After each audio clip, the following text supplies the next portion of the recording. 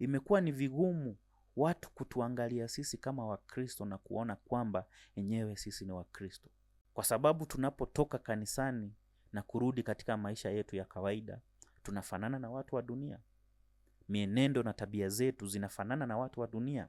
Kwa hiyo hamna tofauti kati yetu na watu wa kidunia. Na Biblia inasema kwamba lazima tukue wa tofauti, lazima tujitenge na mambo ya kidunia. Wakati dunia inatuangalia, inatuona tukiwa wa tofauti, kwa sababu mienendo na tabia zetu na maisha yetu tunayoyaishi ni tofauti na maisha ya watu wa kidunia.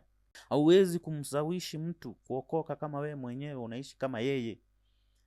Huwezi kumwambia mtu aache pombe wakati wewe mwenyewe unaikunywa siri siri. Kuna dhambi ambazo zinatesa Wakristo wa sasa na wameficha, wanaitenda kisiri siri, lakini wapo kanisani.